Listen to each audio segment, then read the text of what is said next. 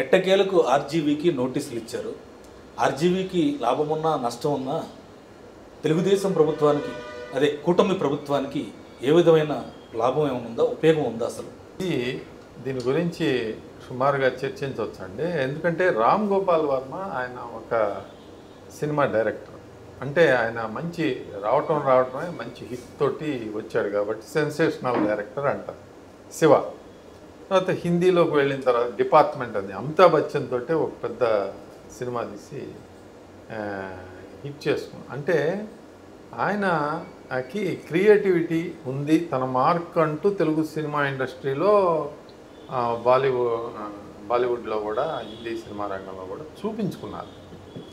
అయితే ఇక్కడ పాయింట్ ఏంటంటే తన ఈ ఫిల్మ్ బయోగ్రఫికల్ ఫిల్మ్స్ తీయటంలో కూడా తనకంటూ ఒక స్థానం ఉంది అని నిరూపించుకున్నారు. అంటే ఆయన తీసిన ఒక బయోగ్రఫీ పిక్చర్ హిట్ అయింది మొదట్లో, పరిటాల రవి గారి మీద రక్త చరిత్ర పార్ట్ 1 హిట్ అయింది. అయితే కిల్లింగ్ వీరప్పన్ మీద బాలాజీ గారు స్టోరీ సహకారం అవన్నీ కూడా చేశారు. వీరప్పన్ మీద కూడా కిల్లింగ్ వీరప్పన్ అని చెప్పి ఒక సినిమాని, అది కూడా రీజనబుల్గా మంచి ఫేమస్ అయింది. అయితే చాలా తీశారు. కొండా సురేఖ దంపతులు కూడా ఆయనతోటి తన సొంత సినిమాను తీయించుకోవడం జరిగింది. దేవినేని అని, దేవినేని వాళ్ళ మీద వంగవీటి అని, ఇట్లా చాలా ఆయన తీయటం జరిగింది. దేవినేని ఆయన తీయకపోయినా వంగవీటి అని కూడా ఒకటి తీశారు. పెదవాడ నేపథ్యంలో ఆయన కొన్ని సినిమాలు బయోగ్రఫీలు కాకుండా కూడా తీసి బాగా అట్టర్ ఫ్లాప్ అయిన సినిమాలు కూడా ఉన్నాయి. అంటే ఆయన పేరు ప్రతిష్టలను ఎవరు చెరపరు, కానీ ఆయనే జరుపుకుంటాడు.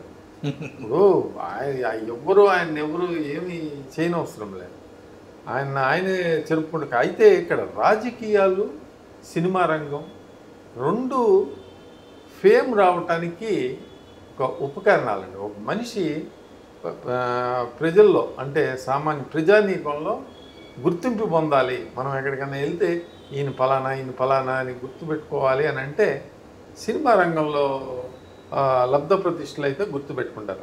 ఈయన డైరెక్టర్ రామ్ గోపాల్ వర్మ కదా. మరి రాజకీయ రంగంలో కూడా ఈయన RRR కదా, రఘురామకృష్ణరాజు గారు కదా, ఈయన ఎప్పుడూ బాగా మాట్లాడుతూ ఉంటారు, మంచి విమర్శలు చేస్తాం. కొన్ని విశ్లేషణలు అడుసుమిల్లి గారు ఆయన ఎక్కడికైనా వెళ్ళారనుకోండి, పెళ్ళిళ్ళకి కానీ పేరంటాలకు కానీ ఒక 10 మంది గుమ్ము కొడతారు. ఎందుకనంటే ఆయన విశ్లేషణలు నచ్చుతాయి చాలామంది, అంటే విమర్శనాత్మకంగా ఉంటాయి. అలా లబ్ధ ప్రతిష్టలు మహాసేన్ రాజేష్ అంటే అదే స్వల్ప కాలంలో మరి ఉన్నత స్థాయికి ఎదిగిన సామాజిక దృక్పథం కలిగిన దళిత సామాజిక వర్గానికి చెందిన యువకుడు. సరే, ఇవన్నీ ఒక ఎత్తు. ఇలాంటి విశ్లేషణలు రామ్ గోపాల్ వర్మ కూడా మొదలుపెట్టారు. అంటే రాజకీయ రంగాల మీద విశ్లేషణ. అంటే అది మామూలుగా భరద్వాజ గారు మీకు తెలిసే ఉంటుంది, వాళ్ళ తండ్రి మంచి లెజెండరీ డైరెక్టర్. ఆయన కూడా సినిమా ఫీల్డ్లో మంచి పేరు తెచ్చుకుని యూనియన్ నేతగా కార్మిక రంగానికి ఎన్నో సేవలు చేశారు. ఆయన కూడా విశ్లేషణ చేస్తున్నారు. అంటే వాళ్ళకి ఆ శక్తి ఉంది. ఇప్పుడు భరద్వాజ గారు అని అంటే సామాజిక విశ్లేషణ చేయడానికి అర్హులు. అలాంటి వ్యక్తులు చేస్తే ఈయనకి ఏం తెలుసండి, ఈయనకి సినిమా ఫీల్డే సరిగా అవపోసం, అంటే పూర్తి స్థాయిలో దాన్ని నర్చర్ చేసుకోవాలి. Yes, he has got some hits. ఆయనకి ఆర్జీవీకి పేరున్నమాట వాస్తవం. కానీ కమాండ్ అంటే పూర్తిగా రాజమౌళి ఒక సినిమా తీస్తే అది హిట్ అవుతుంది. పోనీ ఒక సినిమా పోయినా 2 సినిమాలు వరుసగా ఇస్తారు. ఈయన అలా కాదు, వరుసగా డమాలని అంటే ఒక 10 సినిమాలు డమాలు అవుతాయి. ఈ రాజకీయ రంగంలో ఏమవుతుందంటేనండి, ఇక్కడ రాజకీయ రంగంలో ఇలాంటి లబ్ధ ప్రతిష్ఠులకి రాజకీయ నాయకులు, ఆ రాజకీయ పార్టీలు పెద్ద పెద్ద ప్యాకేజీలు ఇవ్వటం సహజం.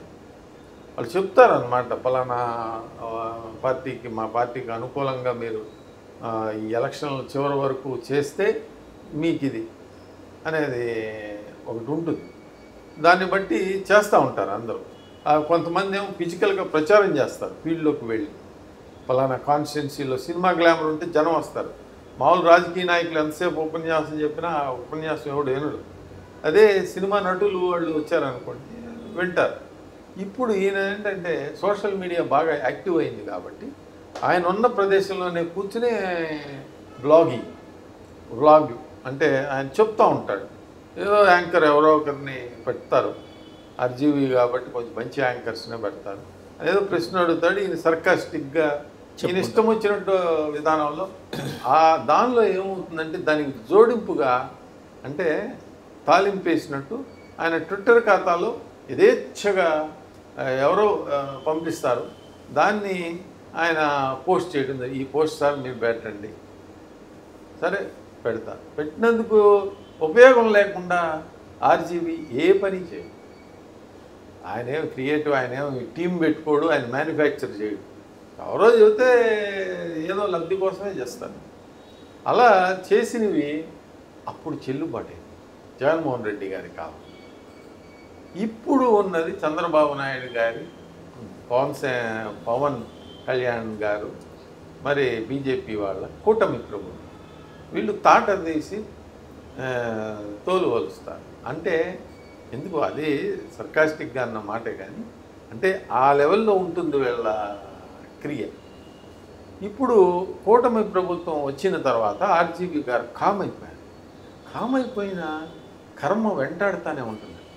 చేసిన పాపం అది చేతులు కడుక్కుంటే పోయేది, అది కర్మ ఫలితాన్ని అనుభవిస్తేనే తెలుస్తుంది. ఇప్పుడు శ్రీరెడ్డి నేను తప్పులు చేశాను, నేను తప్పులు చేసి మీరు ఏదన్నా అంటే నన్ను క్షమించండి అని ఆమె మీద క్షమించమని అడిగిన తర్వాత కూడా యాక్షన్ చేసుకుంటే శ్రీరెడ్డి మీద కొంత సింపతి పెరుగుతుంది. ఏం లేదు పాపం ఆడపిల్ల ఏదో తెలిసి తెలియక చేశాను, నన్ను మమ్మల్ని వాడుకున్నారు వాళ్ళు, వైసీపీ వాళ్ళు మాకు డబ్బులు ఇచ్చింది ఏం లేదు, మమ్మల్ని క్షమించండి అనటం అది ఒక సమంజసమైన చర్యగా కొంతమంది పరిగణిస్తారు. ఇక్కడ ఆర్జీవీ విషయంలో ఈయన కన్ఫెషన్లు లేవు, ఏం లేవు. ఈయన కాకపోతే ఈయన ఆపేశాడు ఈ ట్విట్టర్లో మాట్లాడటం, అవి ఎలక్షన్ పరిస్థితి ఆయనకి అప్పుడే అర్థమైపోయి ఆపేశాడు. చంద్రబాబు నాయుడు గారు, పవన్ కళ్యాణ్ గారు వాళ్ళ ఫోటోలు మార్పింగ్ చేసి పెట్టి ఈయనకు కూడా ఆనందం ఉంది. సునకానందం బ్యాచ్ ఎవరన్నా చేసి ఇస్తే ఈయన పెడితే సరే, అసలు ముందుకు ఈయనకు కూడా అదొక విధమైన ఆనందం ఉంది. చిరంజీవి గారి మీద ఆయన ఇష్టం వచ్చిన వ్యాఖ్యలు ఒక్క మాట చిరంజీవి గారు ఆర్జీవీ నాన్న ఎప్పుడు కూడా నేను పవన్ కళ్యాణ్ ఫేవరెట్ కాదు ఏం కాదండి, ఆయన పవన్ కళ్యాణ్ అంటే ఊరికి నేను పవన్ కళ్యాణ్ ఫ్యాన్ని అని చెప్పుకుంటాడు.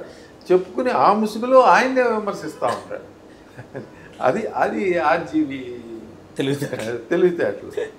సరే, ఇట్లాంటి వాడిని మరి అత్యంత తెలివిగల రాజకీయ నాయకురాలు కొండా సురేఖ్ గారు ఎలా సెలెక్ట్ చేసుకుని ఎలా సినిమా తీశారు ఆయన అనేది వాళ్ళకే తెలియాలి. దీనిలో ఇంతవరకు ఎల్లకాలం అందరినీ మోసం చేయలేదు. ఈ మడ్ స్లింగింగ్ జాబ్లో మనీ చేసుకుందాము, మన ఫేమ్ని మనకి ఫేమ్ ఉంది కదా, డైరెక్టర్ కదా, పెద్ద డైరెక్టరు, ఆయన మడ్ స్లింగ్ చేస్తే ప్రజలు చూస్తారు, అదే కావాలి వైసీపీ వాళ్ళకి. ఇప్పుడు డీజీపీ గారు ఎలాంటి దారుణమైన వ్యాఖ్యలు చేశారో మీరు చూశారు కదా.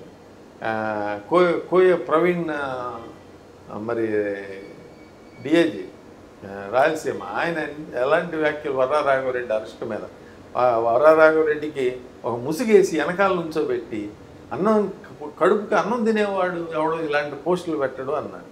అది వర్రారాఘవరెడ్డికే కాదు, ఇలా ఆర్జీవీ లాంటి వాళ్ళకి కూడా అది వర్తిస్తుంది. అది ఇక్కడ ఆర్జీవీకి ఒక ఫార్మల్గా మద్దిపాడు, ప్రకాశం జిల్లా మద్దిపాడులో తెలుగుదేశం పార్టీ నాయకులు పెట్టిన ఒక కేసులో నోటీసులు ఇచ్చారు. అదే తర్వాత గుంటూరులో కూడా మరొక కేసు రిజిస్టర్ కావటం జరిగింది. ఈయన తట్టుకోలేడండి. ఎవరు కూడా ఇతన్ని పోలీస్ స్టేషన్కి తీసుకెళ్ళి కేసు పెట్టి ఒక 14 రోజులు రిమాండ్కి పంపించిన వాళ్ళు ఎవరు లేరు. గతంలో ఇదివరకు బాంబేలో కూడా ఇలాగే ఒక పోస్ట్ పెడితే గణేష్ మహారాజ్ మీద ఆయన తొండవని అదని ఇదని పిచ్చిగా మాట్లాడుతూ పెడితే అక్కడ బాంబే కమిషనర్ మార్నింగ్ కల్లా మీరు ఇక్కడ ఉంటే మిమ్మల్ని అరెస్ట్ నగర బహిష్కరణ అని దింతే హైదరాబాద్ వచ్చారు. ఇక్కడ ఏంటంటే తెలుగు వాళ్ళు కొంచెం మనోడే కదా పోనీ మనం ఏమలే సావని ఎందుకు పెద్ద చేయడం అని చెప్పి వదిలేయటంతో తొండముదిరి ఓసరు వెళ్ళి అయినట్టు ఈయన కూడా వదిలి. కాకపోతే ఆయన తెలుగు ఎలా తెలియగలాడంటే అందరూ ట్రాప్లో పడ్డారు. అంటే వీళ్ళని ఏమి చేయకుండా ముందు వదిలేస్తే వాళ్ళు ఈ వర్రారాఘవరెడ్డి లాంటి వాళ్ళు కంటిన్యూ చేశారు. హరికృష్ణ ఇలాంటి వాళ్ళందరూ కంటిన్యూ ఈ తెలుగుదేశం వాళ్ళు ఏం చేయలేరులే అని చెప్పి కంటిన్యూ చేయడంతో ఆ వలలోకి వెళ్ళి వాళ్ళు చిక్కుపడ్డారు. ఇప్పుడు ఈయన ఏం చేశాడు, అది ఎలక్షన్లకు ముందే ఆ విమర్శలు ఆ పోస్టులు వేసిన ప్రతి పోస్టు కూడా ఈయన చించేసిన సినిమా డైలాగ్ ఉంటుంది రావు గోపాలరావు గారు, చించేస్తే చిరిగిపోదు చెరిపేస్తే చెరిగిపోదు అని. అలాగే ఈయన చేసిన అన్ని రికార్డు చిత్రగుప్తుడు చిట్టాలాగా తెలుగుదేశం పార్టీ నాయకులు జనసేన నాయకులు పెడతా ఉంది. అది ఆ చిట్టా అంతా కూడా పెరిగి పెద్దదయ్యి ఇప్పుడు పాపం పగిలినట్టు ఆర్జీవి గారికి పగిలింది. ఏది జరిగినా పెద్ద ఆశ్చర్యపడాల్సిందే. ఆ కేసు గ్రావిటీ ఒక ఇమేజ్ని మార్పు చేయటం అని అంటే సాక్షాత్తు నరేంద్ర మోడీ గారే మార్పుడు ఇమేజ్ల మీద చట్టం తీసుకురావాలి, అది ప్రతిష్టకు బలంగా అని వ్యాఖ్యానించిన దాఖలాలు ఉన్నాయి. Deep fake image, deep fake వీడియోలు వాటి మీద సీరియస్ చర్యలు తీసుకోమని అన్నారు. ఈయన మార్పింగ్ కూడా అదే కోఆపరేషన్. అంటే ఒక మనిషిని వేరే రూపంలో చిత్రీకరించి ఆనందించడం అంటే అది చాలా పెద్ద పెద్ద తప్పేనండి. దానికి శిక్షలు కూడా ఉన్నాయి. అప్పుడు ఆర్జీవి గారికి ఆయన సినిమాలో సీన్లు గుర్తుకొస్తాయి. అంటే స్టేషన్లు అని ఊరికనే ఏదో సినిమా సిట్టింగ్లు చూశాడు కానీ స్టేషను కారాగారం నిజంగా ఉండల. మరి ఆ ఉండే పరిస్థితి వస్తుందేమో రాబోయే కాలంలో, మరి వేచి చూద్దాం. మరిన్ని అప్డేట్స్ కోసం మా కాయ్ టీవీని సబ్స్క్రైబ్ చేసుకోండి. మా వీడియో కనుక మీకు నచ్చినట్లయితే లైక్ చేయండి, షేర్ చేయండి. మీ విలువైన అభిప్రాయాలను కామెంట్ బాక్స్లో తెలియజేయండి.